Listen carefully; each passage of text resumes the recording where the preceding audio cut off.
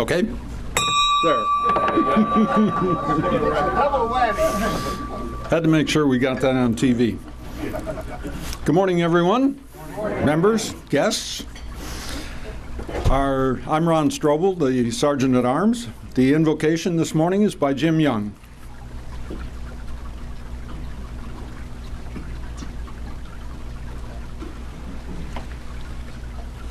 Morning, Rotarians. Let us bow our heads. Dear Lord, quiet our voices so that we may hear you and listen to you. Thank you for the many blessings that you have bestowed upon us. We are pulled in many directions every day by family, careers, community, calendars, watches, beepers, and phones. Sometimes we feel unbalanced, off-center, and overwhelmed. Help us with our struggle to prioritize, put our lives into perspective, and trust in you. Grant that we may, this day, give ourselves of others. Bless those who are here and those who cannot be here this morning. Amen. Amen.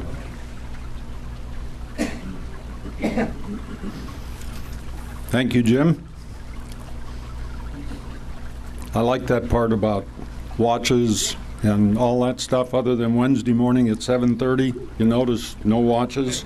13 years without wearing a watch. So this is my only day that I'm tied to one.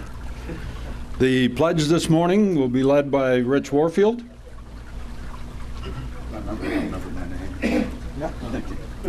All right, everyone.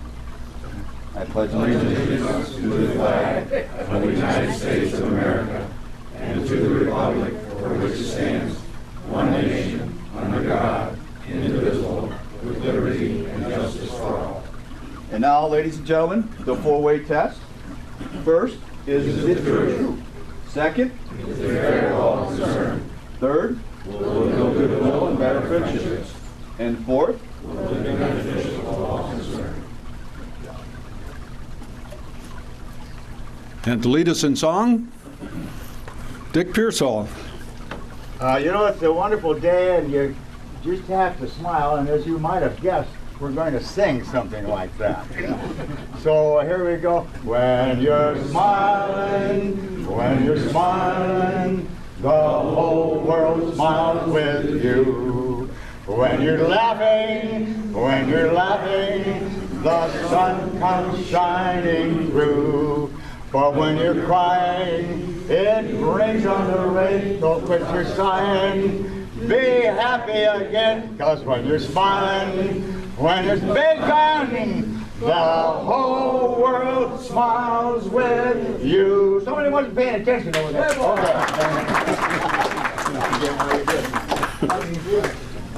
Thank you, Dick. And now our president, Joe Avella. Okay, thank you, Ron. Okay, I'm going to call up first Chris Barker. Chris is busy today. We have a lot of guests that Chris is going to introduce.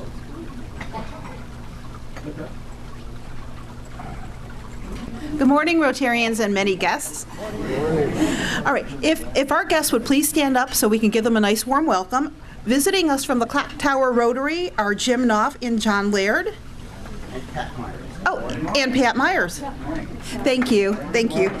And then Ellie Stiles is helping us on the AV this month, and she's from the Hudson Service Learning class.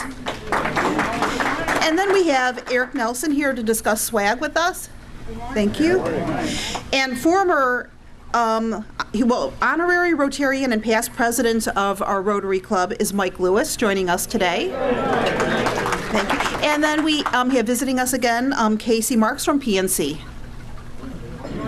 Thank you for joining us today.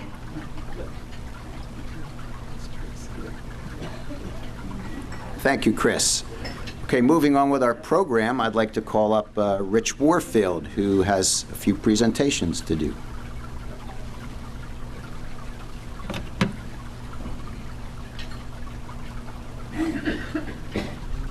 Baby, please. Evan.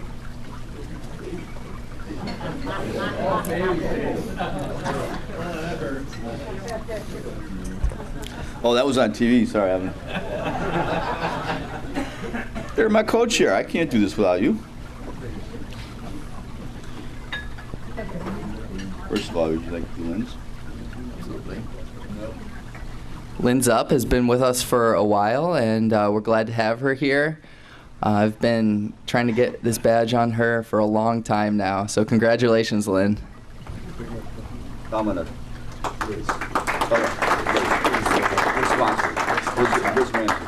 And the sponsor was Liz Ramsey. Thank you, Liz. We'll bring them both up together because he's going to read. Oh, we already did that identification part. Right. Yes. Okay. There you go.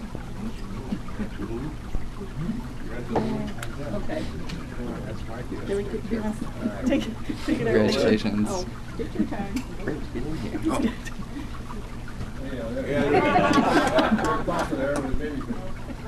Pocket square shot. Richie Poo. All right, you want to stay here? Yeah. George, would you like to come up? And since I'm George's sponsor, I'll let Evan do it. See, I did need you. All right? I'll let Evan do the presentation. Have you been trying to pin him for a while, too? Oh, yeah. He's been ready for a while, too. Well, we'd like to welcome George officially to our club. George has now completed at least 6 out of the 8 tasks that we asked him to do. So, and he got here at 5:30 this morning because he said he wanted to cut his 6-mile run down to like 3 miles. So he got here early. He's been running. He's been coming early every time he comes here. He gets here earlier. So we welcome George officially to our club. Hey, Evan.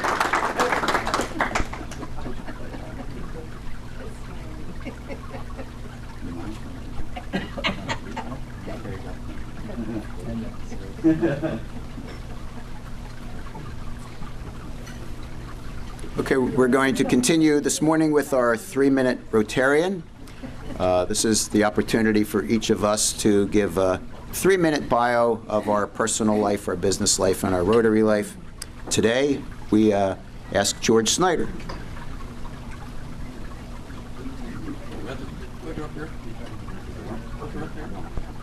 Where's the clicker?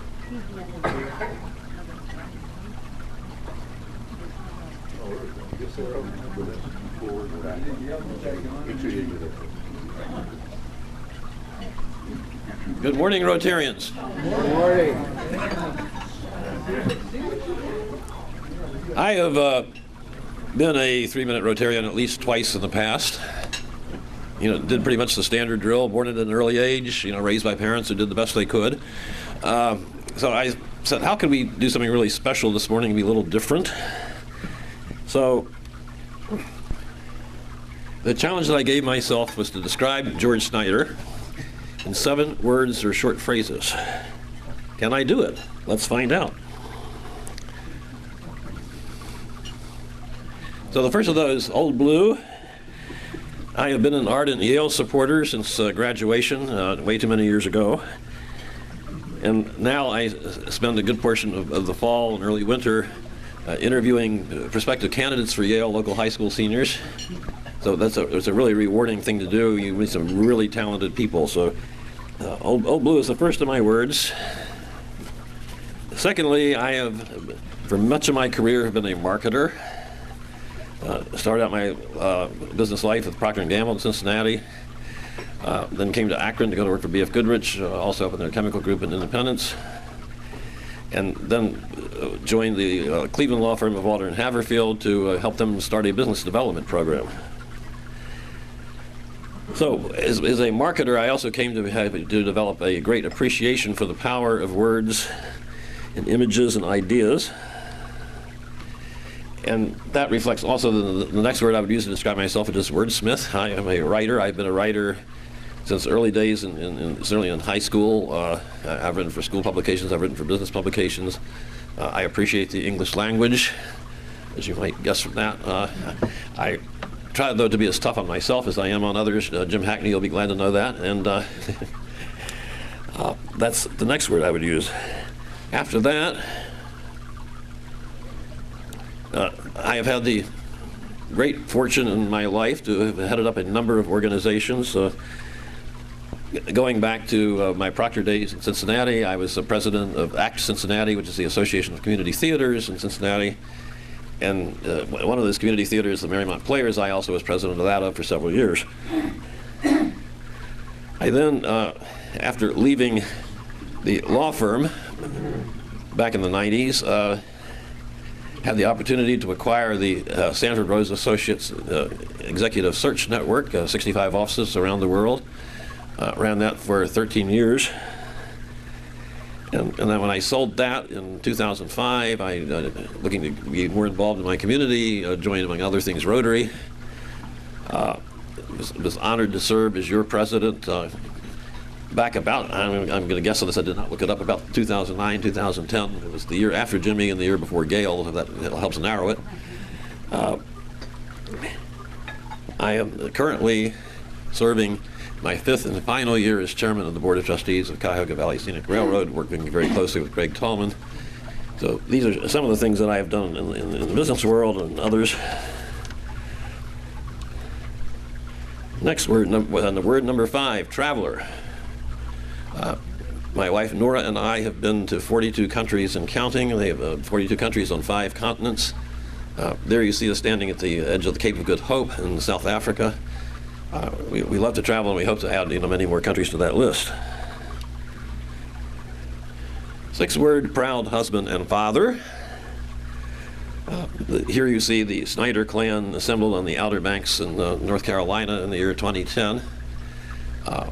I'm very proud of the family. The young lady standing on the left, which is my granddaughter Sarah, is now a junior at Oberlin. And I think we've got a granddaughter, Kennedy, who you see sort of in the middle there, who is very close to joining Kent State as a freshman this coming year. So that's the Snyder family. And of course, I couldn't come up with a list of words and not include Rotarian. Listen, I've been a member of this club since 2006. Thanks to Bill Woolridge, who introduced me to the club. It's been an honor to serve as president. I've then served as a trustee on the foundation board for a number of years, and I currently serve, as you know, as program chair. So let me, having done those 7 words, just add an 8th bonus word. And that is semi-retired, sort of. Because in addition to all the other activities, I recently joined up with my wife's firm, which is Hennis Communications in Cleveland. They're a crisis communications and reputation management firm. I have joined them on a consulting basis to help them out from time to time when they need that help. It's nice. It helps pay a few bills and keeps me off the streets. So that's my story, ladies and gentlemen, and I'm sticking to it.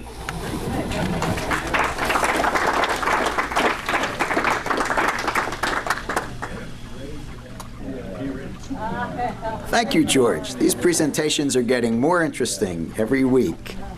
So next week, our 3-minute Rotarian is Jim Ahern.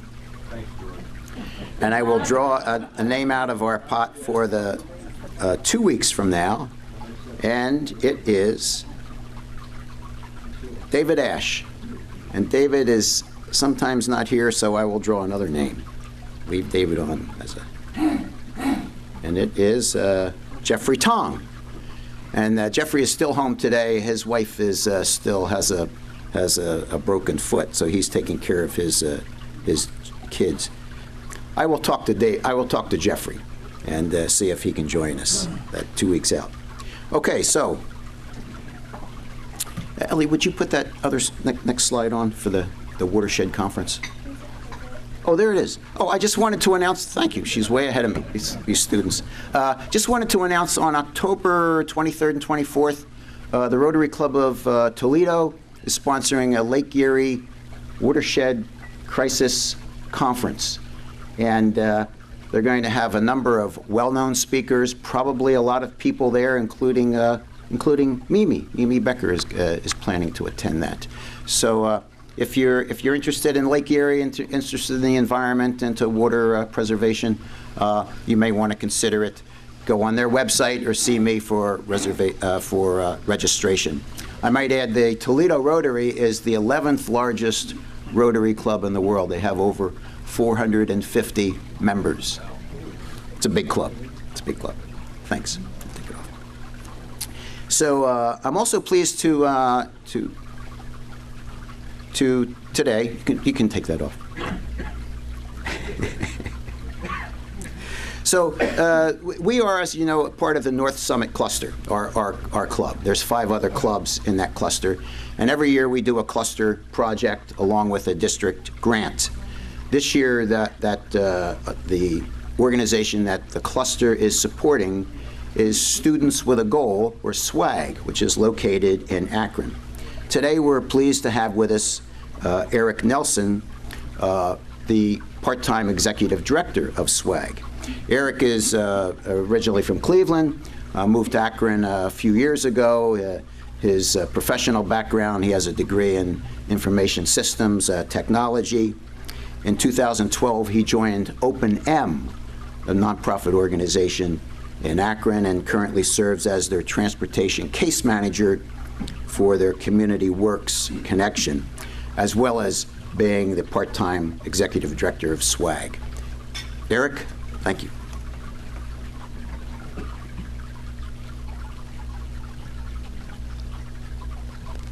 Setting my timer, make sure I don't go over. Good morning, how are you? So as Joe said, so SWAG is a really unique youth program that deals with middle school and high school students based out of the Summit Lake community area. What's unique about our program is that we basically are with our kids from 3:30 p.m. until roughly 8 o'clock when we transport students home.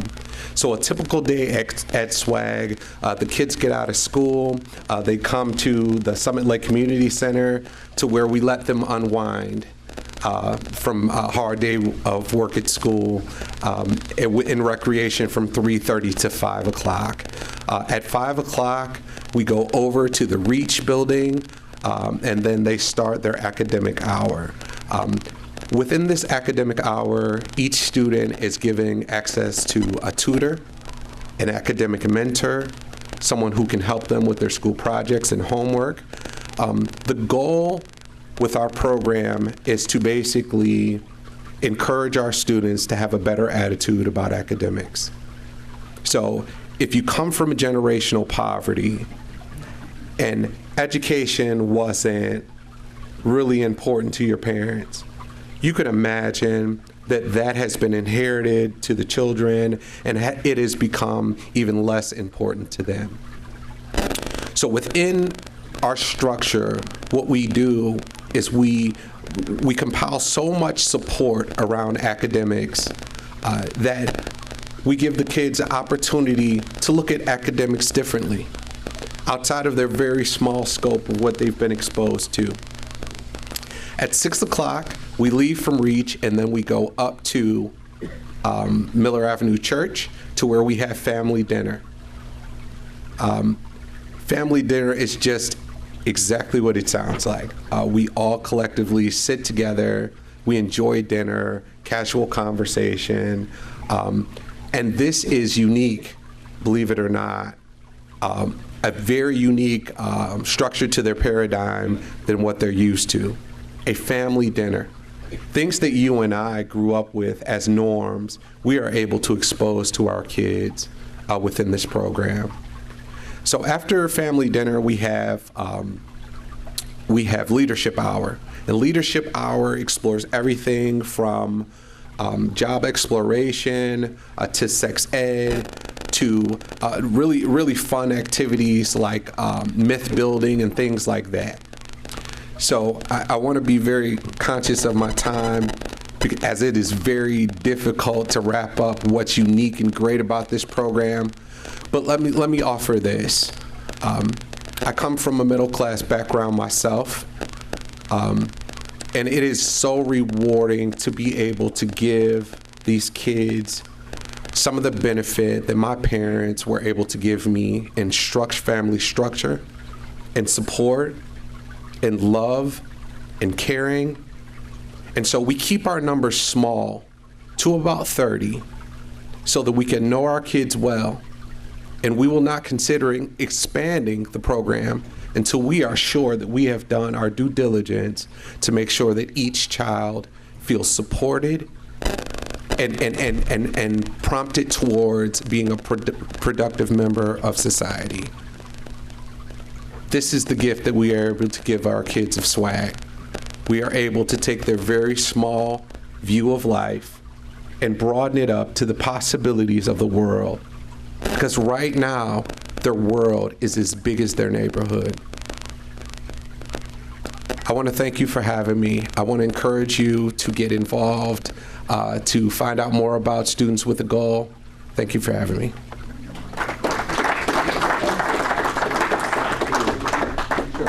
Absolutely. Thank you, Joe. So SWAG is also looking for volunteers, especially in the areas of academic mentors. So our mentors are different than what you would consider traditional mentoring. We have an academic binder program process to where we are able to really set 3 to 5 goals academically and then help them to achieve those goals systematically. So please reach out to me if you are interested in either tutoring or being an academic mentor. Thank you.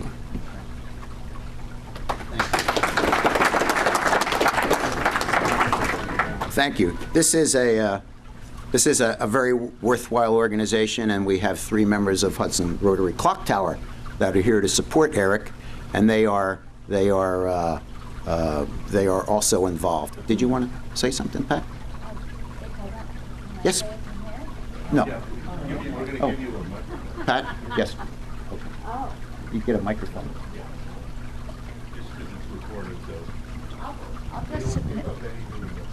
Because we all know each other, and as another Rotarian, I can say that I do volunteer for tutoring or mentoring at the SWAG Center. I did all last year, and it's very rewarding. It's wonderful. Working one-on-one with a student at the computer and seeing what their homework is and where they are and how they're doing has been very rewarding for each of us volunteers from Hudson that go over there.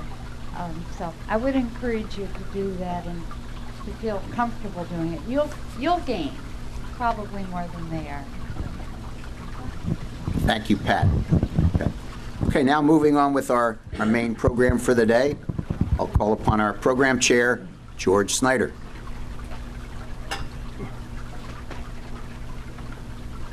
Here I am again.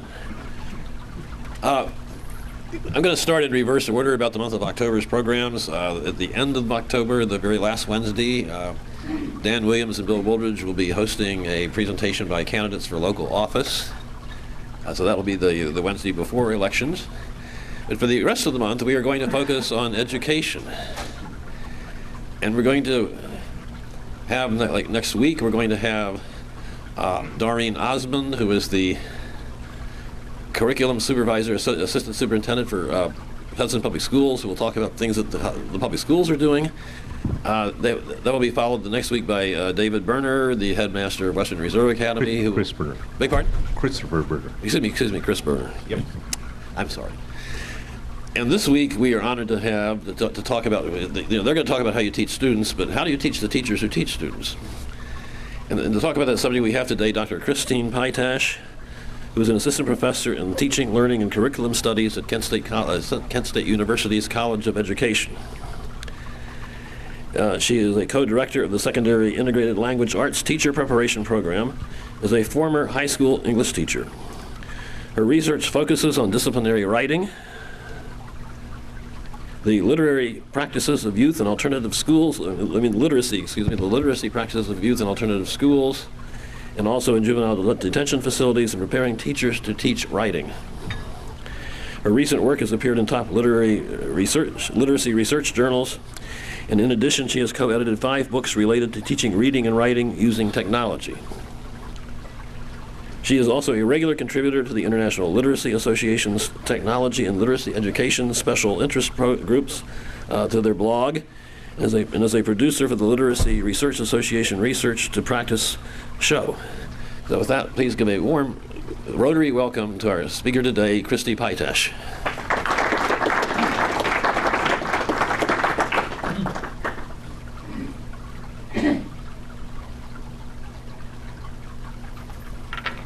Thank you so much for having me today.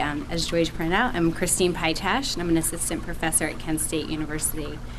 Much of my focus, my research, my teaching, as George mentioned, focuses on how we teach reading and writing in secondary classrooms, so that's 7 to 12.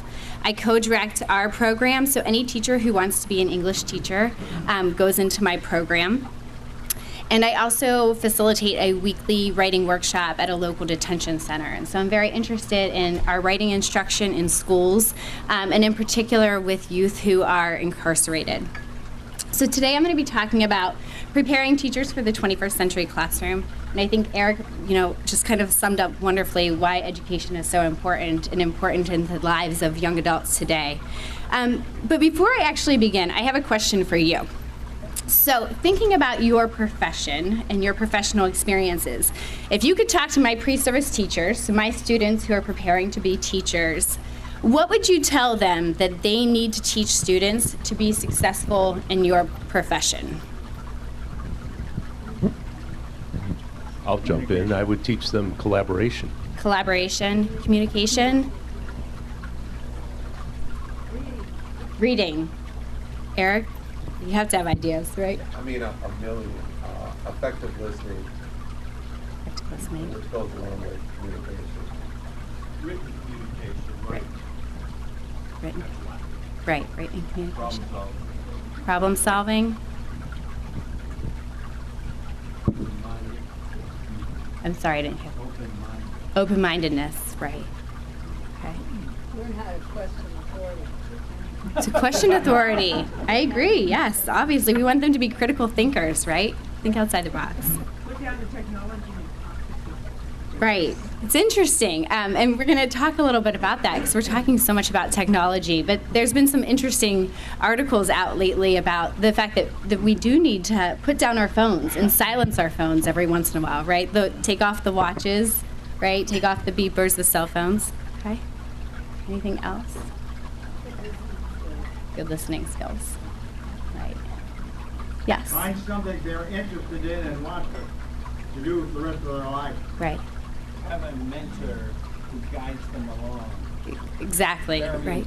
Exact. Very important. That professional community. Both capacities and the flexibilities. Right. Yeah. Not be afraid to take the path less traveled. Right. Very good. Yes. Teach them to love reading. To love reading. I agree. Establish a foundation. Okay. Establish a foundation. Other thoughts? Well, all of these are really important, and these are the things that I'm going to be talking about today, particularly as we think about, well, what does that mean for our teachers, right? Because we want our teachers to be able to instill these things into our students. And so technology is one thing that we are focused on at Kent State, and I will actually say that I think this is something that we do really well, but teaching has changed. So our classrooms are no longer looking like this. Many classrooms no longer look like this, right? We have schools that now have one-to-one technology.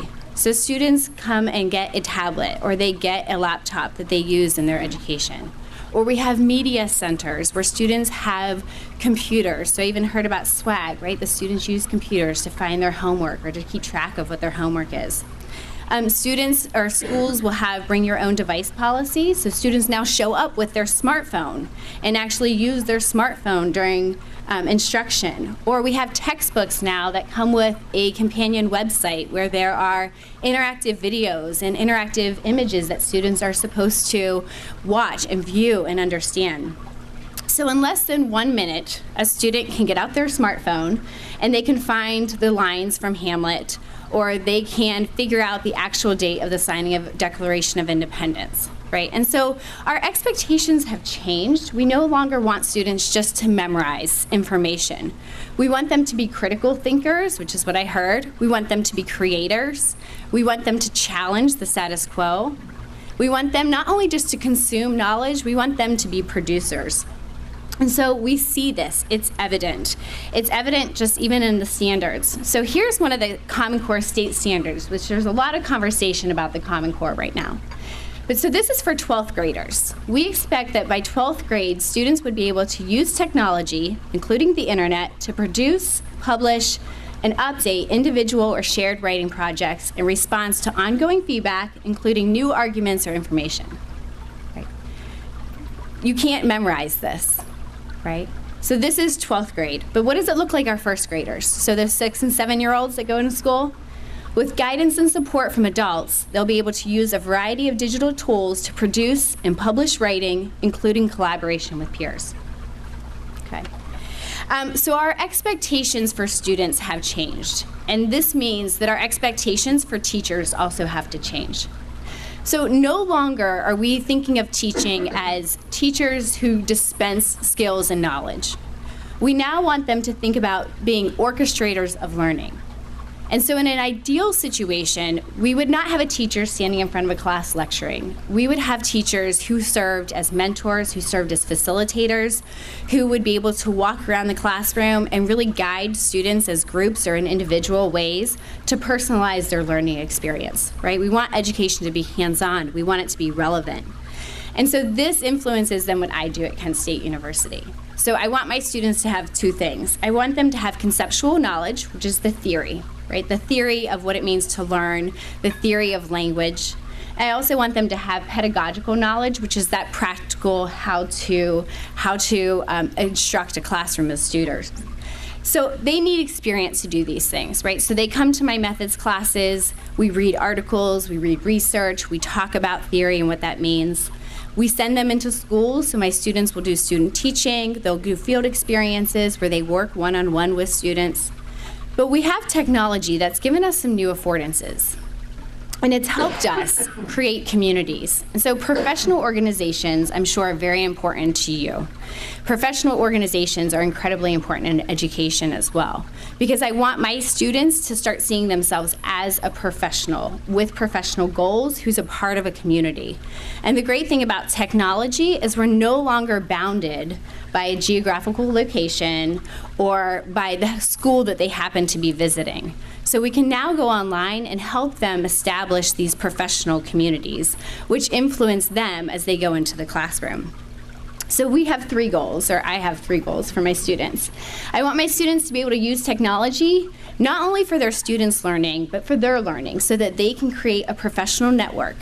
I want them to have mentoring and opportunities for developing themselves as teachers. And then I want them to be prepared to work with diverse student populations. So these are the 3 topics that I'm going to be talking about today. So how do we create professional learning networks? Well, as someone pointed out that we have social media all the time, right? We are constantly connected to our phones, and we know that adolescents are as well. So 92% of adolescents go online daily, 24% they are online almost constantly. And my pre-service teachers are 20, 21, 22, so they are not really out of this realm yet. So they are already used to getting most of their information from social media. That's how they access their news. That's how they access what's going on in the world. That's how they access their content. And so I've been thinking a lot about how do you use social media to then help them also establish a community for themselves. And Twitter is a great way to do this. People aren't just tweeting, their thoughts about education in 140 characters or less, right? But they're using Twitter as an avenue. So Twitter is a place where you can go, you can put out what they call tweets, and you can connect it to articles or to blogs, you can connect it to lesson plans. And so people are using social media in order to make a community online. In addition, I take my students, my pre-service teachers, every year to professional conferences. So I take them with me to the National Council of Teachers of English. I take them with me to the Ohio Council of Teachers of English Language Arts. Because again, I want them to view themselves as professionals who are constantly learning. I don't want them to graduate and think that they know everything about teaching. I want them to continually be refining their craft of teaching. So I take them to these conferences, which is fantastic. It's a wonderful way for them to connect with other educators, for them to learn more about teaching and innovative ideas. But the problem is it happens once a year. And so we use Twitter as a way to engage them in what is called a Twitter chat. And so a Twitter chat is actually a conversation that happens through social media using hashtags. And so you can see these are some of the literacy organizations that hold chats. So students can go onto Twitter and they can access, using this hashtag, engage in a conversation. And so there'll be a moderator who asks questions, there will be people who respond, and so they can actually have a conversation on Twitter about education. Again, this is a way to access information and ideas that they would not necessarily have otherwise access to. So social media is one way. And then in our conversation before, we talked about this idea of mentoring, right? And being an apprentice. And so I hope that my pre-service teachers see them as continual learners for the classroom. I want them to be able to go out into their teaching and also see themselves as experts, but people who are constantly getting professional development. And so MOOCs have been, MOOCs have been popular. So this is called a massive open online course. They've received a lot of press lately. So it's massive, meaning it can host a number of participants. So you can have up to thousands of people participate in a MOOC. It's open, meaning there's no registration, there's no tuition, there's open access to ideas. And then again, it's online and it's a course. And so in the fall of 2013, I had the pleasure of co-creating a MOOC and facilitating a MOOC with my colleague, Dr. Rick Ferdig. And our MOOC focused on teaching in the 21st century. We had a really, really unique goal for our MOOC. We didn't want to just disseminate knowledge about teaching. We wanted to create a conversation. So we had three audiences. We had participation from high school students who wanted to be teachers. We had participation from pre-service teachers, and we had participation from teachers who are in-service teachers currently in the field.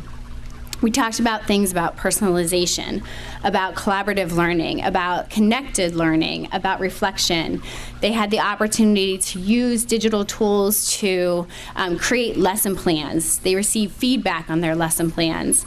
And the really interesting thing is that all three groups, when we talked to them, they all reported feeling like they were learners, right? They had the opportunity to learn something about education, but that they were experts. Even our high school students really felt like they were experts. They had something important to say about teaching and what they expected from their teachers.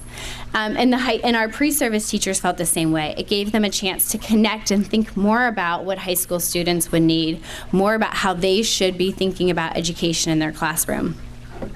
So MOOCs are another opportunity for students to get online, to get engaged, and start kind of creating a community for themselves. And then finally, teaching today is not just about technology, but we do want our students at Kent State to be ready to work with diverse student populations. So right now, one of the things I'm doing in my classroom is that my students are working with a teacher in California, because most of my students have gone to school in Northeast Ohio, but they often leave and they go to Texas or they go overseas. I have a student who graduated last year who's now teaching in Alaska and had a professional development day on how to catch salmon. Okay, and so, right, that's where he is. And so they travel. And even for my students who stay in this area, there are so many schools who are now working with refugee populations, who now have more influx of English language learners. And so I want them to be prepared to work with all the students in their classroom. So we're right now working with a teacher in San Diego. We use Skype sessions. We've been using digital tools to co-create a unit plan that she'll be teaching in her classroom. And then while she's teaching, we are Skyping into her classroom and we are having one-on-one conversations with her students. So using Skype and a tablet, my students are now part of her students' conversations. And we also have the opportunity to get online and do annotating of text together. So they're reading, we're thinking, we're writing all together. And so this is very important because my students otherwise would probably not have the experience to think about what is it like to teach in a San Diego classroom. And so technology is providing all these affordances for my pre-service teachers to really think about what it is that they're going to need their students to know in the future, what knowledge that they need, and how they can continually learn about education and grow as educators. So thinking about this, the ideas that you said in the beginning, this need for collaboration, this need for students to be critical learners and thinkers, those are the expectations that I have for my pre-service teachers as well. Because you are such an important part of this community, I was thinking about what does this mean in larger terms? And you've talked about like the Toledo Rotary and all these other organizations partnering with SWAG. So I noticed that you actually do have a Twitter account and that the Rotary International has a very active Twitter account. So you could think about using Twitter chats as a way to connect or using Twitter as a way to promote what your organization is doing. I think getting involved in organizations like SWAG is phenomenal. I mean, that's an amazing, something amazing that you're giving back to your community. And there are MOOCs and there are places like School in the Cloud. So a School in the Cloud actually gives technology to students in developing nations, and then they're looking for mentors who would actually Skype in and help students who are doing individualized research projects. So from your home, you could Skype into a classroom in India and talk to a student about what they are doing and provide them feedback. So technology is bringing us closer together, right? It's at least giving us avenues to think about how we can participate in new communities and spaces. So on behalf of Kent State and myself, I would just like to thank you for reaching out to us to come talk to you. We think these community partnerships are incredibly important. And I'm happy to take questions now, but I also have my contact information available as well. Yes. What about cursive? Use the microphone. Hang on, where was it? Right here. Okay. They don't know it. What about cursive writing? Is that ended, or is it still going on? I think there are a lot of debates about that, actually, right, and how important handwriting is. And I think that handwriting is still being taught. I think it's important. I mean, I don't think that we want to be so reliant on technology that we lose other forms of communication. But at the same time, technology allows for students who maybe struggling readers or writers it allows us to engage them, right? And even thinking about students who have sensory or perception issues, how we teach handwriting, using a tablet. I know with my first grader and being able to kind of trace letters, my first grader, my preschooler. And so I think we can use technology to make sure we also don't lose those fundamental skills. Question. Today's students, the millennials, are taught by their parents from the day they're born that they're special people, and you get, if you're in a race, you get a medal if you can complete the race. And right. So but these people are in the classroom, and how does a teacher challenge them with, telling them they have fuzzy thinking or that they've got to try harder to tackle a problem? Yeah, well, I think that's important. I mean, I think that's even important with my pre-service teachers. I told my seniors this year, the senior year is always challenging for my pre-service teachers because they're juggling multiple hats. They're finishing up their coursework, so they're still, taking tests on Shakespeare, and they're in classrooms preparing for their student teaching, and they're in my methods courses, creating unit plans. And I told them, this is really hard work. Right? And we want this to be really difficult and challenging for them. We want them to succeed. We're willing to support their learning, but we want this to be challenging. Teaching isn't easy. It's not easy, and it shouldn't be. And so we want students to be challenged. We have high expectations, and we provide the support to do that. And so I think that when we get into classrooms, it's the same. I think probably Eric could talk a lot about that, right? How do you then help students? You want to give them the support they need, but you have high expectations for them. And I think when you convey those expectations and say, look, this is what I expect from you, because I know you can do it. I'm going to help you get there, but you have to do the work. And trying to be really clear in those expectations. And I have a feeling an organization like SWAG, that's exactly what you're doing with students. Yeah. Question, two questions. Yes. First is, how do you help the parents be able to help their kids, particularly younger? Okay. Because this sounds pretty different than all of us. Secondly, this training method, is it similar, the same as Socratic method? So in terms of, let me see if I can answer your first one. For parents, so my students or my children come home, and they are supposed to get online or look at this program. And so I think as parents, it's part of at least for me, it's part of my learning curve, right? So figuring out what is reading eggs online and how does this program work. And I think I'm very experienced in these programs, but it's always a learning curve. And again, I think, parents, grandparents, the family is incredibly important. That came up before. My first grader loves fishing. He's an avid fisherman already, and so I started a fishing blog with him, and it's something that we can do together. And we invited my family members, and so then people can post about his great catch, that he had on Saturday afternoon. So I think engaging families as teachers, we work really hard to do that in classrooms. I think technology allows for us to do that a little easier. So parents who are working parents who might not be able to come in for every conference can now, if they can access information online, they can go online and try to keep up with their children's progress using online tools. And then in terms of the Socratic method, yes, and that idea that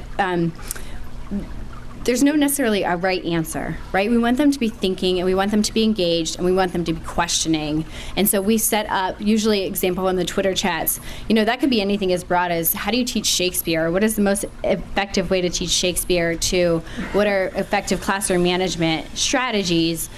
Not necessarily with a right answer, but we're kind of crowdsourcing ideas. So I hope that answers your question. I have a question. You read so much in the literature today about teachers having a hard time finding a position when they graduate, right? Especially in the English area. It's very difficult. What kind of success ratios do you have with your students in terms of placement? We actually have been quite successful. Now, I will say some of my students are willing to move, right? They are 22 and they want to go to Alaska, right? And they do that. And so they're willing to go move, and they can find jobs because there are areas in the United States that are having teacher shortages. Actually, in the Northeast Ohio, we have more and more students who are able to find placements. I like to think it's also because they're from a great program. But right now in the state of Ohio, the retirement is now that many people are starting to retire. And so in the next few years, I think we're going to have more and more teachers retiring and more openings.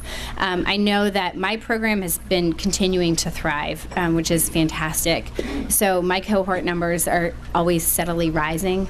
But I agree. I mean, there's kind of that tension in terms of what's going on in the profession as well.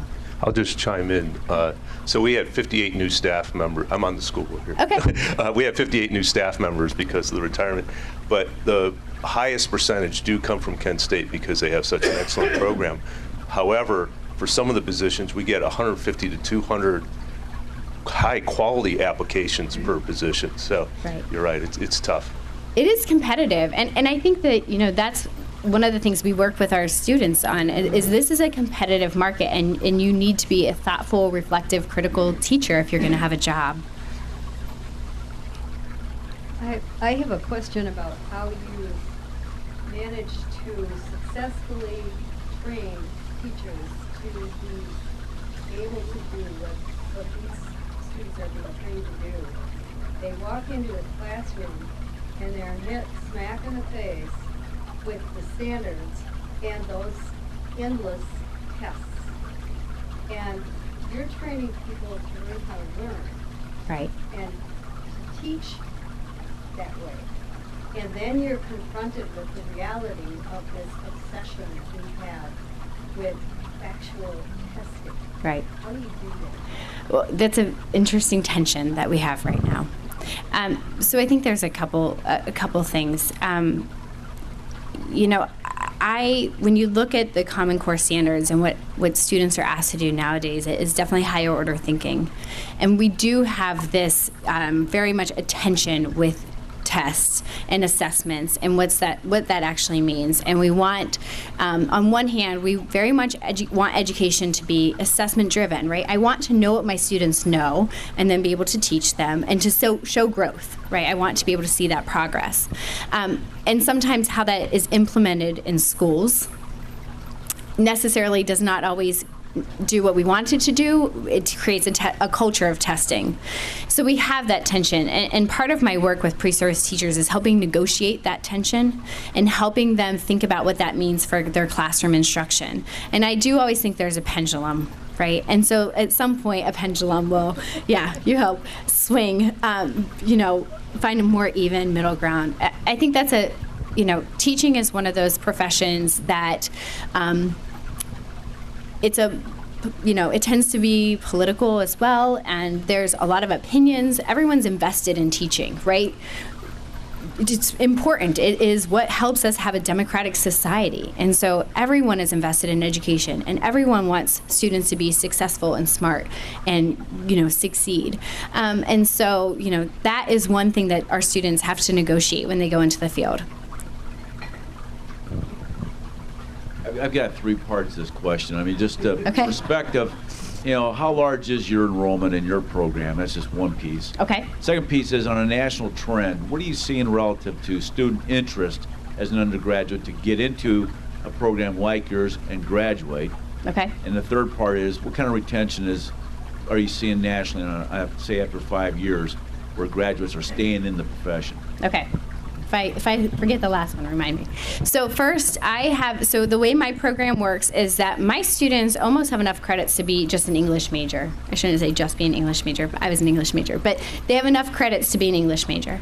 So my students come to me as juniors in college. So their first 2 years are primarily focused on taking Shakespeare, all that content we want them to know.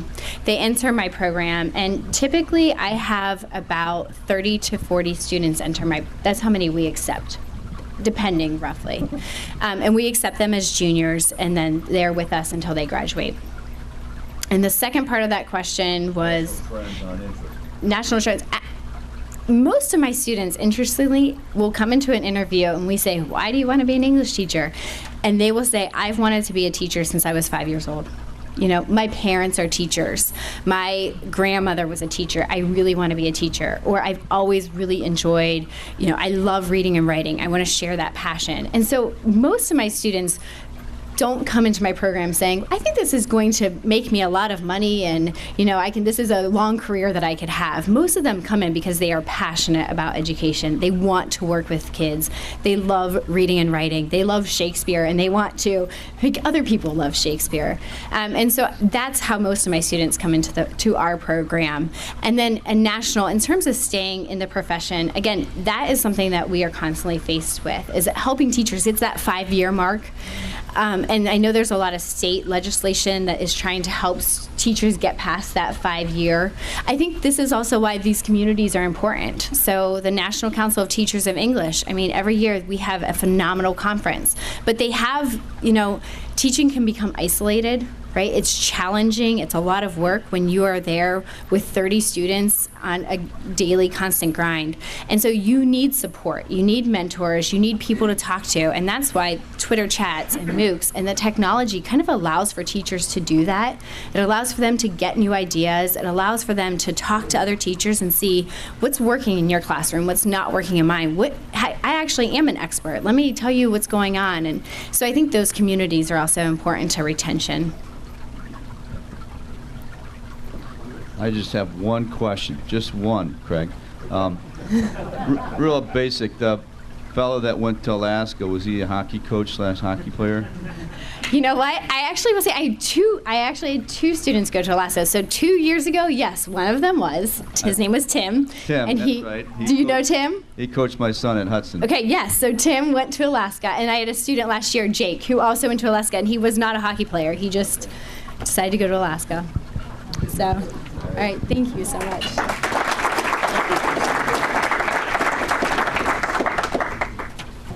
Thank you, Christine, for that informative and interesting presentation. Thank you. So to conclude today, I'd like to thank our greeters, George Schmutz and Rich Warfield, our AV and setup crew, Tom Page, Tom Tobin, James Field, John Hairston, and Ron Barnhouse, although I don't see Ron today. Is he here? And thanks, Ellie Stiles, for joining us today. Our drawing for our Rotabuck is getting way up there. We have $17 for today and $790 for our jackpot. I've been instructed to mix these up so that people that arrive early have an even chance. Yes. I will let Christine draw the winning number. Now the pressure's on. Yeah, right.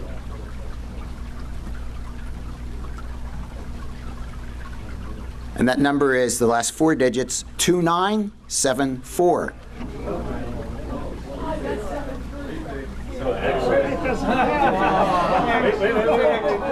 Wait. This is actually Catherine's, so I'm picking on Catherine. This is actually Catherine's side, so this... And she did arrive early. Yeah. She arrived, yeah, yes. Okay, it's in there, you can see it. Mix up. Nope. Nope. Okay, and here's Catherine's $17. Very good. Thank you. Have a great day today.